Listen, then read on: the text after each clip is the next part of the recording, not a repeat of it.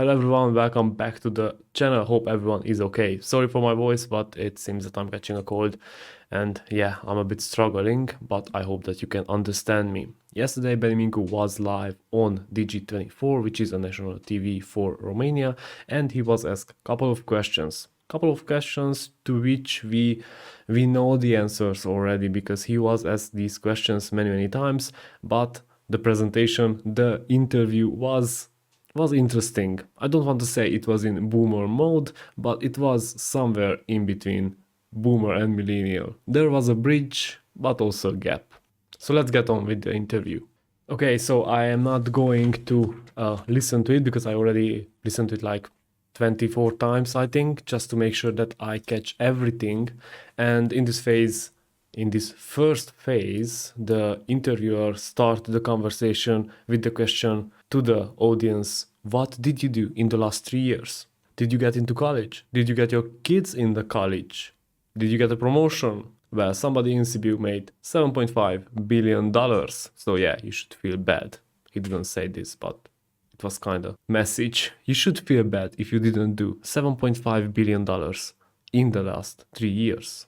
So obviously he presents Mincu, what they are doing, and the first question is, can you tell us what did you do in the last 3 years? Where Mincu briefly explains that they created the ecosystem with the scalability for the transactions, a financial institution, which is also cheap, obviously, and can be used by anyone from anywhere in the world. So nothing new, we already heard this. By the way, I'm gonna comment on every answer and question just to make sure that I add my 2 cents, because otherwise I would be a bit bored. After Mincu explained what they did with the scalability, with the low fees, so on, the interviewer translated it that, so you made a program, a machine, which can be used to transact money. Is that correct? And yeah, it's correct. And I appreciate this.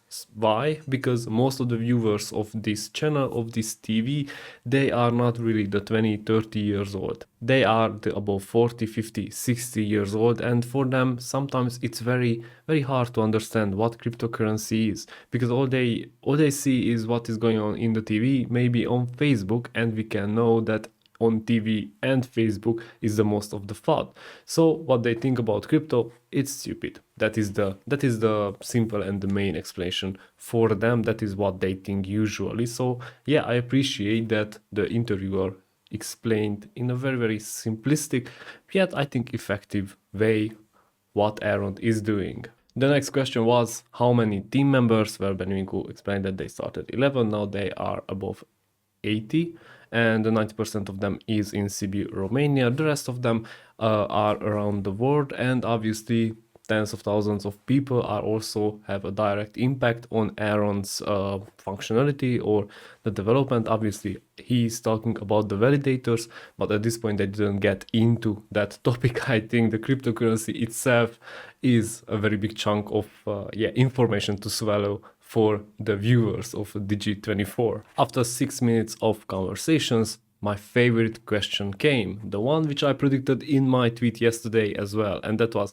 did you do this to become rich? And to this question, as always, Benny answered with a very big and long sentence, and that is that they did this to create a new financial ecosystem where let's say the old problems of the financial system or our current financial systems are solved, and that is of course the scalability and the low fees and without the human error. I remember he was in one of the podcasts maybe 2 years ago when he was asked the same question. The question was like, do you want to be a millionaire in dollars with Elrond? And Benny said that I was a millionaire before Elrond. This is one of the reasons I trust the team as well. I think this is a big plus, I mean, in my eyes, obviously. Okay, next question was, where is Elrond right now? Is it at the start, at the mid, or at the finish where you just wrap up things and give it to somebody else? And Benny said that Elrond is at the 1% of what it means to be. Now don't understand is that the price will 100x from here, but it could. And Maybe it will.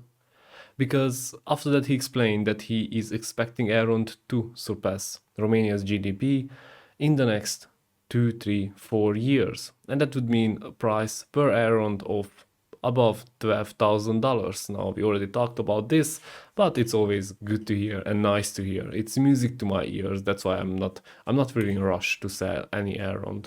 Next topic was how to explain to the people what is cryptocurrency, because in this moment there are two categories: one who understands what is behind, why things are happening, and the other ones who think it's stupid, those who are watching Digi24, by the way. Mincu used the comparison with the internet, with the dial-up and broadband, and then with the browser, how the technology, the digitalization is progressing, how everything is speeding up.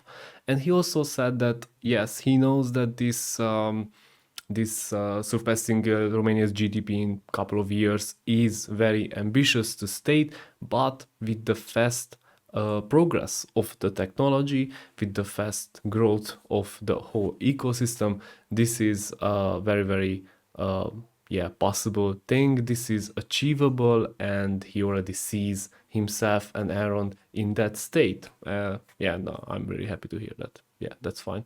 Let's make it next year. I think, yeah, let's make it next year. I think our target should be next year Romania's GDP, and after that the US GDP for Elrond. And I promise I will never sell any Elrond which I bought. I promise. Okay, after that, there was another interesting topic. So as you can see, the interesting questions were somewhere in the middle. And that was like, the interviewer asked Benny, what do you think when you see people, politicians, talking about the finances of the country on TV? You probably laugh very hard at them. And Benny said that they have people and they talk in every circles, that is governments, banks, central bank, companies, and they are very open for conversations, and they try to show them what are the benefits to join Elrond and to join this technology. And it's not because being behind, it's because if they are not also open, obviously adoption is much harder, and to adopt the cryptocurrency in the, let's say, everyday world, governments, central banks, banks, and companies also need to be on board with it. And I agree with that, and I hope that they will succeed in what they are planning to do. Second to last question was, who is the most far away somebody who has Elrond? Because it must be interesting for everyday people that, hey, something which was made in Romania is also owned by somebody in Congo or South America. Now, Ben explained that, yeah, Elrond is owned by people from all around the world in almost each countries, and he can see that because they get a lot of messages from everyone on Telegram, on Twitter, so he can't really name which is the most far away country, but I guess it's US or Japan if you just go, like around the globe. Last question was, is it enough to make a cryptocurrency, or you want to do something behind it? Now, I think this is a very, very trivial and very simple question. Obviously, you want to have something behind it. Yes, the meme coins, I'm talking about you, meme coins, Doji and Shiba Inu, you don't have anything behind you, only the hype. And when the hype goes away, you will as well. Sorry for being rude, but I still prefer projects which have something behind, and it doesn't have to be a whole financial system, but something, a game, a service, a product, anything, not only a hype. So yeah, I think I don't have to say that Beniamin answered that. Obviously, the coin is the tool which is used to facilitate and adopt the service behind the project. So I think that's pretty clear. So thank you very much for watching. If I left out something, please put it in the comments. I hope you liked this content. I hope it was understandable. And yeah, a like button tap is always appreciated. Until next time.